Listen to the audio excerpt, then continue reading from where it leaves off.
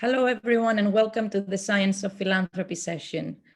Today, we'll talk about the general theory behind fundraising and philanthropic behavior in general. And while most sessions on behavioral science focus on the famous nudges, those small tactical changes that you can make and have a big impact, you can't really expect to influence or change or solve rather your biggest fundraising challenges with a series of tactical changes. So today we're going to focus on the deeper insights that behavioral science offers that could be the basis of a successful strategy. Now, behavioral economics has become very popular lately in the last 10 years after the book Nudge was published. And as a field, it tries to explain how we make decisions and what influences our decisions. And the whole premise is that the majority of our decisions are made subconsciously, and that context effects such as the environment we're in or social effects like peer pressure or what others are doing could influence our decisions. And giving to a cause is another decision. So all the insights from that field are valuable and could be useful. However, at the same time, there is this other domain, the science of philanthropy, that focuses exclusively on philanthropic behavior and what influences it. And years of research has shown that there are three key drivers behind helping behavior, which includes giving: supporter identity, emotions, and perceived impact. Now, the impact is the easiest to wrap our minds around. If I don't feel like my donation is going to make a difference, then I don't give. So it's very easy to understand. However, emphasis should be put on the word perceived, because very few supporters actually try to find out what happened to the donation they made or the money they gave. Usually they use cues such as the overhead of an organization or the descriptions that you add next to the amount, the ask array of what each amount could buy. And those cues affect their perception of impact, and that affects their giving and the amount of money they're willing to share. So that's impact, and what affects it, as I said, is many different things, from overheads to descriptions of impact to the language of the request, which is one example here I'm going to share today, where researchers were knocking on people's doors and they were asking for donations. And in the test group, they added the sentence, "Even a penny would help." What this sentence does, as it's obvious, it makes people feel that even a very small gift is going to make a difference. And by doing just that, response rates more than doubled from 15% up to 34%. So that's one of the ways we can increase people's perceived impact. I'm gonna share a few more examples in the course of this session. But the key thing to remember is make people feel in some way that their donation is gonna make a difference, and you increase giving. Now, the second factor is supporter identity. We had a whole other session dedicated to supporter identity, so I'm not going to go into too much detail. But for those who missed the session, I'll offer a very quick summary. And I think that it will also help put everything together to combine all the different theories into one framework. So supporter identity is all about the reason why people support your specific cause, the reason why they chose your organization. It's what connects them to your cause. That's my dog, doesn't agree with me. So each one of us has many different identities. I'm a dog owner, apparently, and some we choose, like being a dog owner or being a parent or choosing your profession. Some identities we're born with, like our nationality, and some identities are imposed on us. If you suffer from a disease, then you have that identity with you.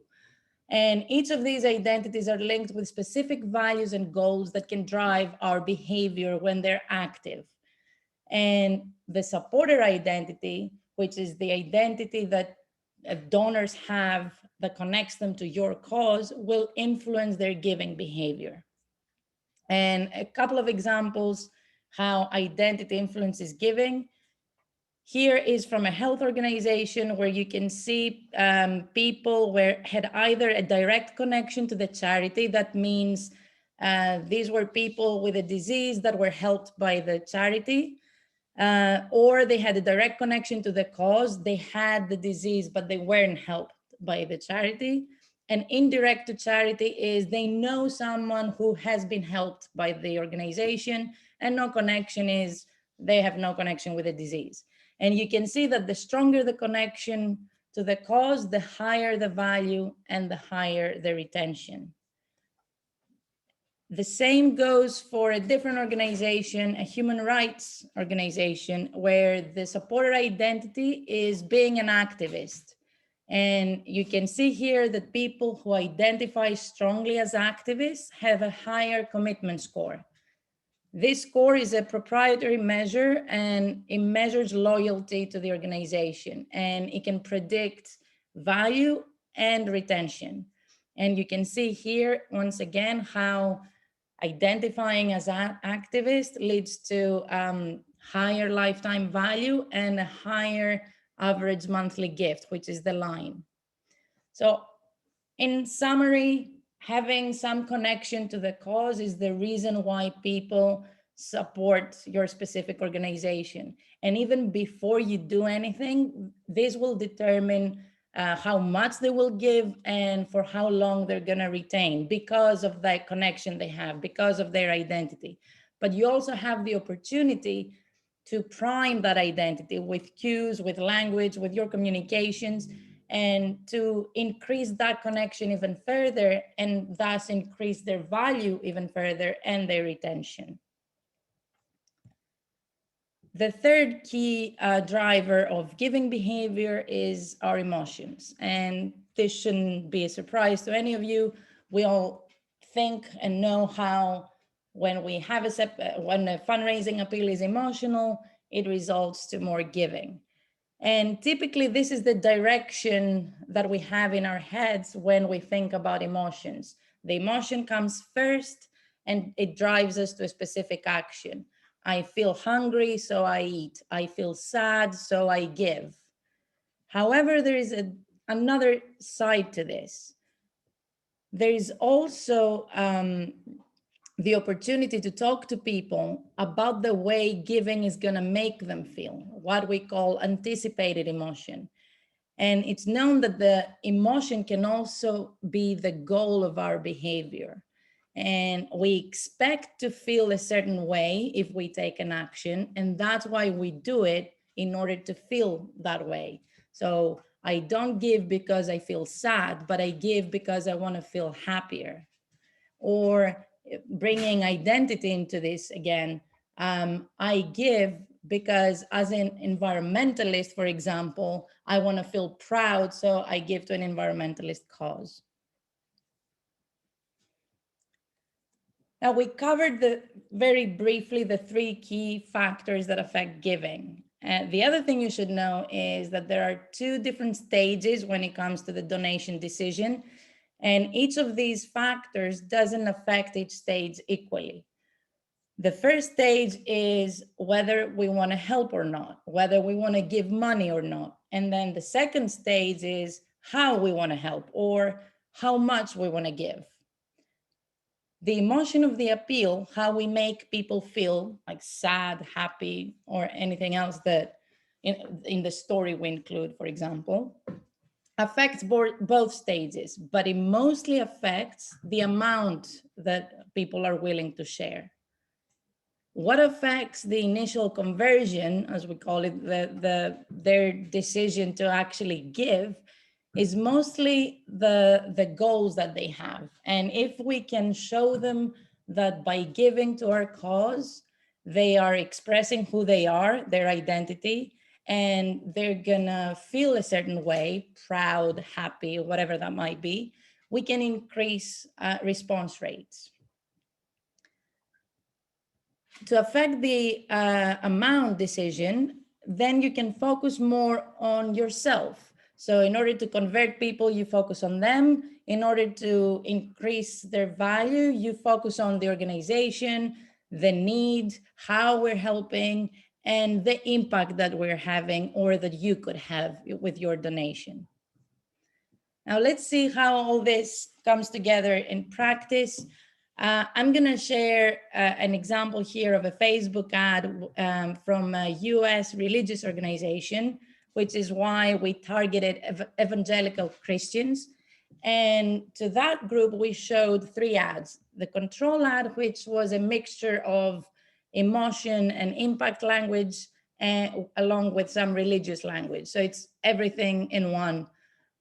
You can put food on Svetlana's table and ensure she doesn't go hungry. Bless God's people, that's the religious element, but even here, it's not linked to the reader. It's not referring to their religious beliefs. It's just a generic religious statement. So against that control ad, we tested an emotion-only ad where we removed the bless God's people headline and we replaced it with another emotional statement. And against those two, we also had a religious identity ad that focused only on their identity.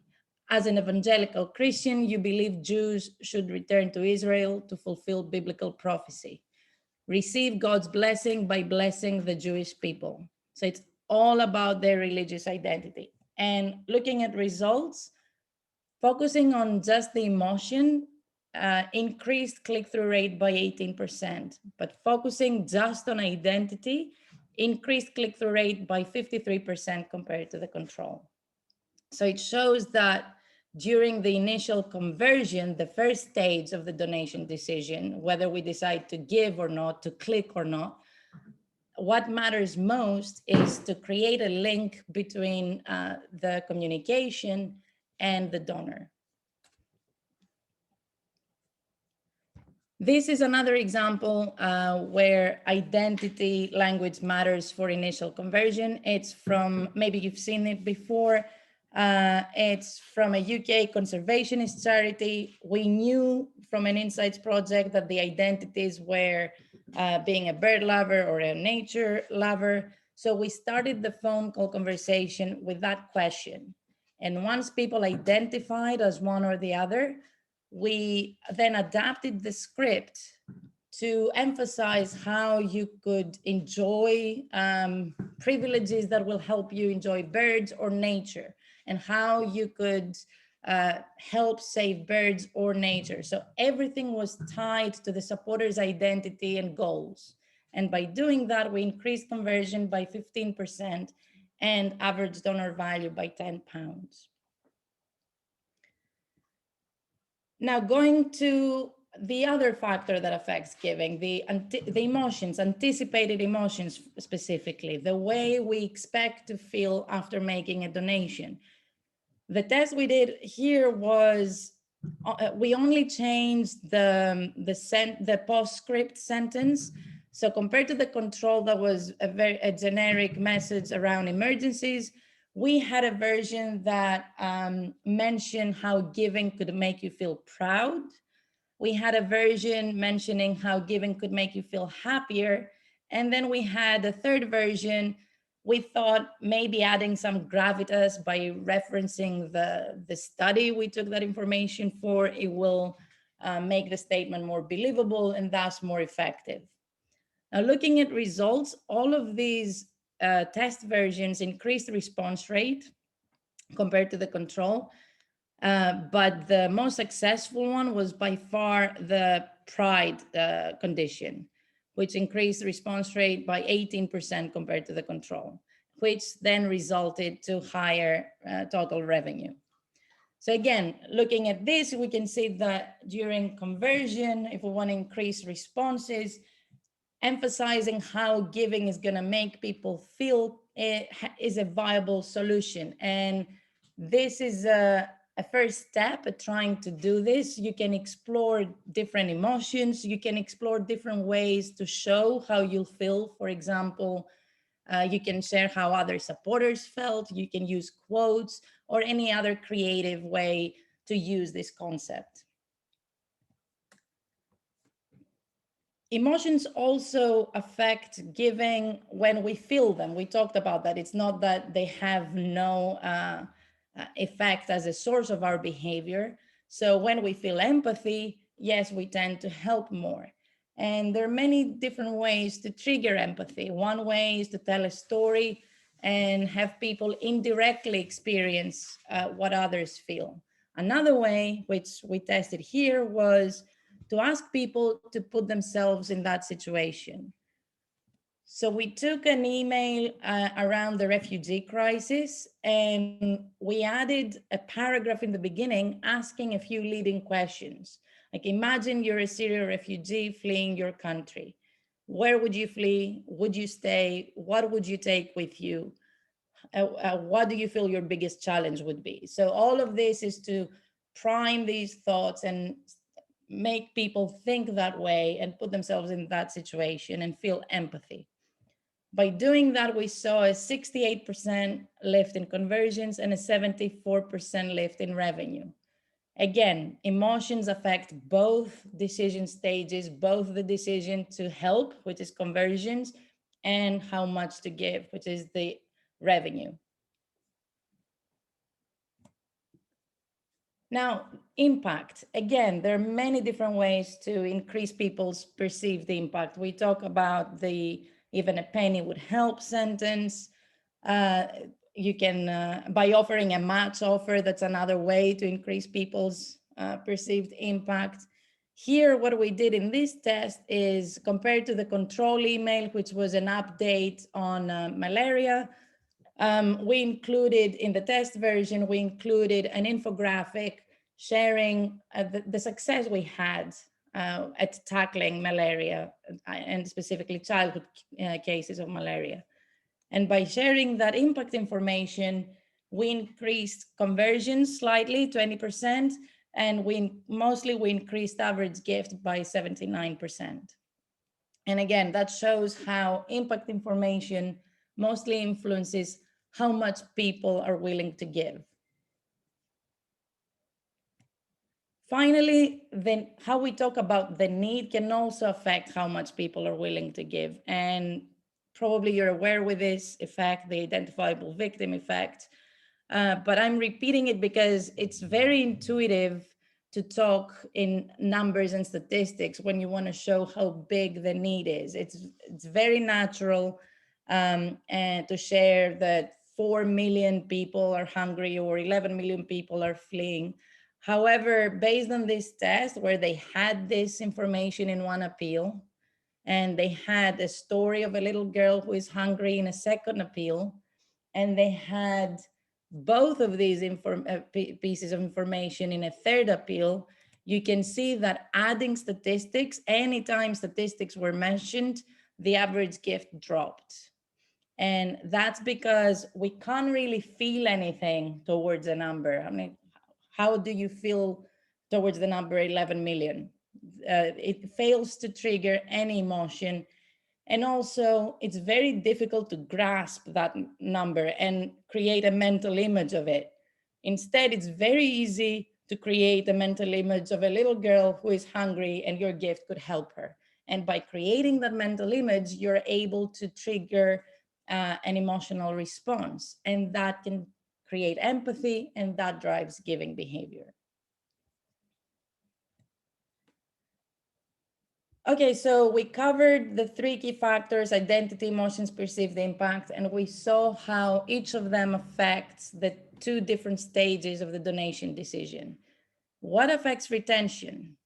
And here is a snapshot from the previous session where we briefly talked about that emotions come into play and they function as feedback in order to evaluate whether the organization knows who you are, whether the material you receive are relevant to who you are. The emotions are also used to evaluate how the experience was. Was I satisfied? Was I angry? Did I feel guilty? And finally, we assess through our emotions whether we feel our wishes were respected by the organization. And all of that affects our commitment to the organization, which translates into giving and retention. Now let's see a few examples. Again, from the previous session, brief recap. This is an example of how you can use identity, the first data point which is missing from your CRM, how you can use identity in order to segment people differently, create different journeys based on people's motivation to give in order to increase their value and retention. So what we did here for that UK conservationist charity is we split people into bird lovers and nature lovers, as you remember, and we created two different journeys for them. And the key difference is the content of the appeals and the communications matched who they were. Bird lovers received offers and we talked to them only about birds, nature lovers about general nature. But also the kind of products that we placed in front of them that they could buy also related to who they were and their identity. So at the end of a year-long journey, we measured their retention, their value, how many products they bought, their commitment towards their organization, and in addition to that, their commitment towards saving nature in general. And all of those were higher than the control journey where we didn't match communications to identity. Satisfaction with the experience, the second data point that you need to start collecting, can also predict retention, short-term retention specifically. In this example, we measured people's satisfaction with the face-to-face sign-up experience. So we didn't ask generically about how satisfied they are with the organization overall, because that doesn't give us any tangible insight that we can act upon. Instead, we asked, how satisfied were you with the fundraiser you spoke to? And we had a group of people that wasn't asked for feedback. We used that as the control. There was a group of people who was asked for feedback, but they decided not to reply. And we expected that that group might retain better than those who never received the feedback request, just because we asked and we showed an interest. And that should have an effect in theory. And then there were people who were satisfied and people who were not satisfied. Unlike what we expected, we didn't see a difference between people who decided not to give feedback even though they were asked, compared to people who were never asked about their feedback. However, as expected, and as you would expect as well, people who were satisfied with the experience retained better than people who were not satisfied. And that is 6-month retention, 6 months after the sign up. Supporter preferences is a difficult topic, and there is a fear from organizations that if you give supporters control over the frequency of the communications or over what they decide to receive, you're gonna end up with 0 people in your database because everyone is gonna choose never to hear from you ever again. That's not true. Looking at the table here from research on that topic, you can see that only a very small percentage of your donor base would select never to hear from you again. 2%, and lapsed people, lapsed supporters, close to 3%. The majority of people feel that contacting them every 3 months is enough. And it makes sense that the percentage that decide never to hear from you again is not larger, because these people give, not because you ask them, not because you send them communication after communication. They give because of who they are and because they believe in the cause and because they want to continue supporting the cause. Now, let's see some data that from our work, looking into the people who requested never to be contacted again. Look at the bottom row, the no contact flag row. These are supporters who asked the organization to not contact them.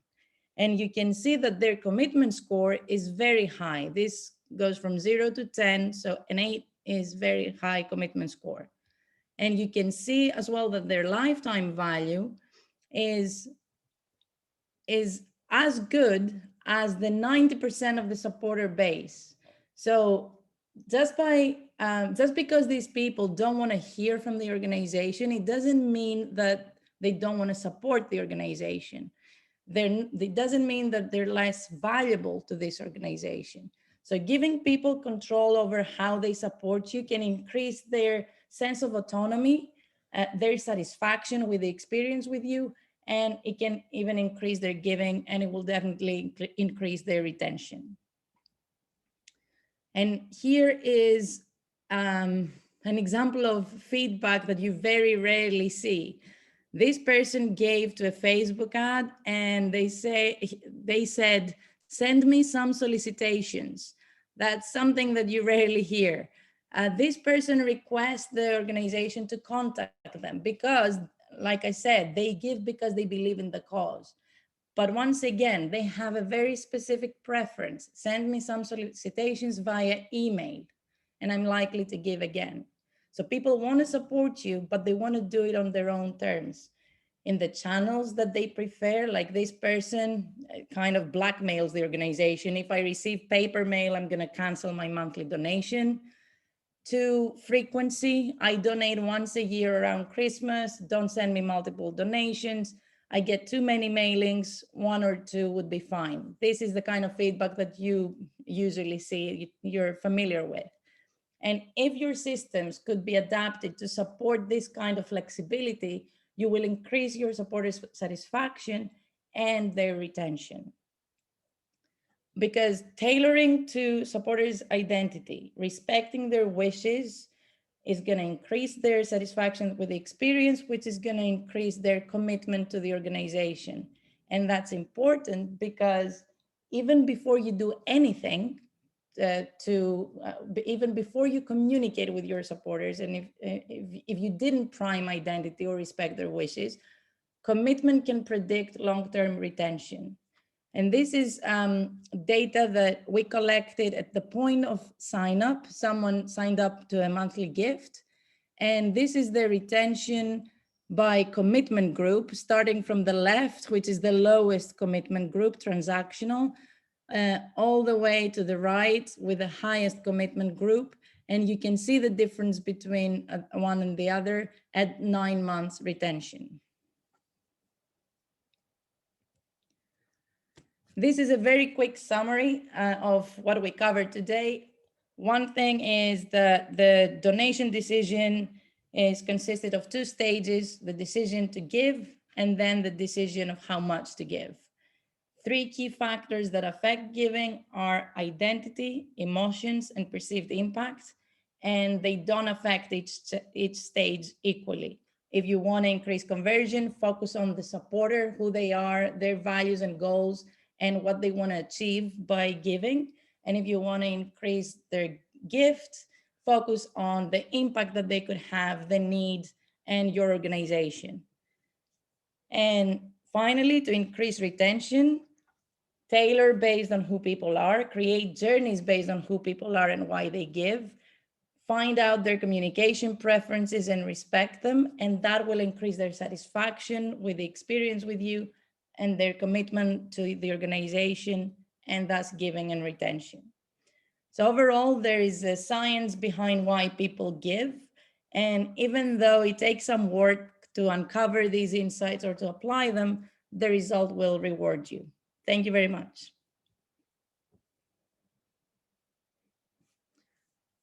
Are there any questions? I know we're at time, but if you're happy to stay, I'm happy to answer any questions you might have.